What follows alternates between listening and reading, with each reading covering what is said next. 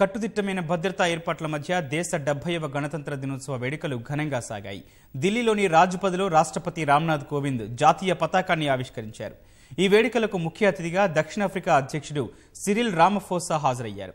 ఈ కార్యక్రమంలో ఉపరాష్ట్రపతి వెంకయ్య నాయుడు, ప్రధాని సహా పలువురు కేంద్ర మంత్రులు పాల్గొన్నారు. The national anthem.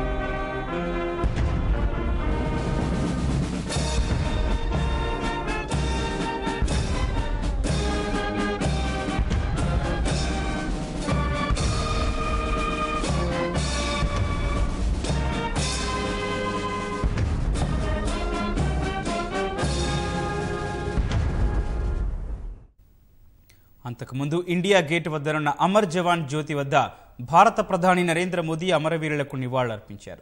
ఈ కార్యక్రమంలో ప్రధాని నరేంద్ర మోదీ, రక్షణ శాఖ మంత్రి నిర్మలా సీతారామన్ సహా త్రివిధ దళాధిపతులు అమరవీరులకు నివాళులర్పించారు.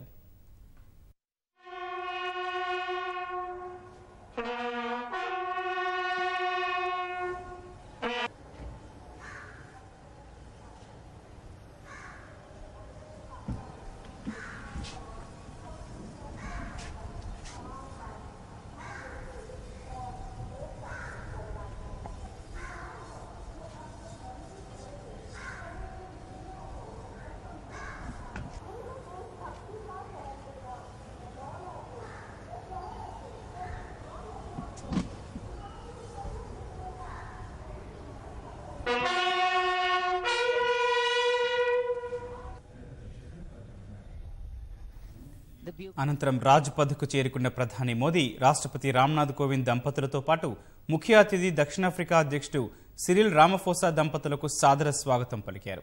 అనంతరం దేశభక్తిని చాటేలా జాతీయ గీతాలాపనల మధ్య రాష్ట్రపతి రామ్నాథ్ కోవింద్ జాతీయ పతాకాన్ని ఆవిష్కరించారు.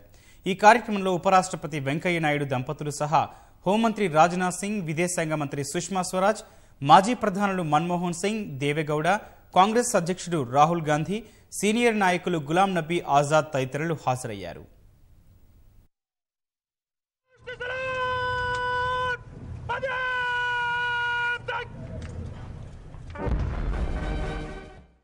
Army Chief General Bipin Rawat, Navy Chief Admiral Sunil Lamba भी हैं अतिथि देवो भव। और इस बार दक्षिण अफ्रीका गणराज्य के राष्ट्रपति श्री सिरिल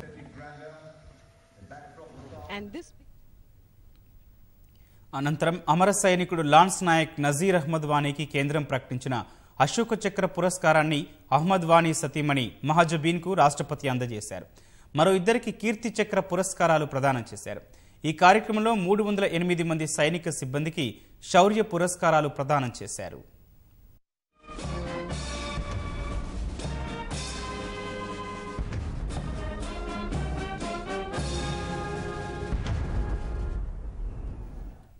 అనంతరం త్రివిధ దళాల నేతృత్వంలో 90 నిమిషాల పాటు పరేడ్ కొనసాగింది. ఈ పరేడ్లో అభివృద్ధి పథకాలు సహా దేశ చారిత్రక, సాంస్కృతిక వైభవాన్ని చాటేలా వివిధ రాష్ట్రాల సహా కేంద్ర ప్రభుత్వ విభాగాలు శకటాల ప్రదర్శన నిర్వహించాయి.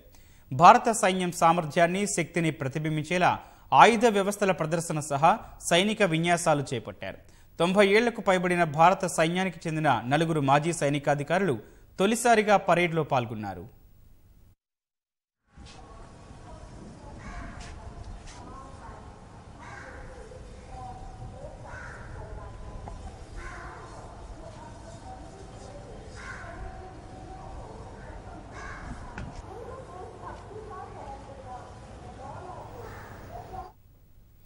ఉగ్రవాదాన్ని వదిలి సైన్యంలో చేరి షోపియాన్లో ఉగ్రవాదులతో జరిగిన పోరులో అమరుడైన లాన్స్ నాయక్ నజీర్ అహ్మద్ వానీకి అత్యున్నత సాహస పురస్కారం అశోక చక్రను ప్రభుత్వం అందజేసింది.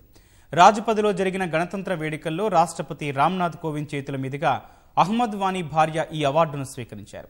జమ్మూ కాశ్మీర్లోని కుల్గాం జిల్లాలోని చెకీ అష్ముజీకి చెందిన అహ్మద్ వానీ ఉగ్రవాదానికి స్వస్తి పలికి జనజీవన స్రవంతిలోకి వచ్చారు. 2004లో ఆయన భారత సైన్యంలోని జమ్మూ కాశ్మీర్ 162వ లైట్ ఇన్ఫాంట్రీ బెటాలియన్లో చేరారు. దక్షిణ కాశ్మీర్లో ఉగ్రవాదులపై చేపట్టిన అనేక ఎన్కౌంటర్లలో పాల్గొన్నారు. ముష్కరులపై పోరులో చూపిన ధైర్య సాహసాలకు గుర్తింపుగా ఆయనకు 2007, 2018లలో సేనా పథకం లభించింది. గతేడాది నవంబర్ 25న షోపియాన్ జిల్లాలోని హిరాపూర్ గ్రామంలో జరిగిన భీకర ఎన్కౌంటర్లో నజీర్ అహ్మద్ అమరులయ్యారు. అశోక చక్ర పురస్కారాన్ని అందుకున్న మొదటి కశ్మీరీగా వానీ చరిత్రకెక్కారు.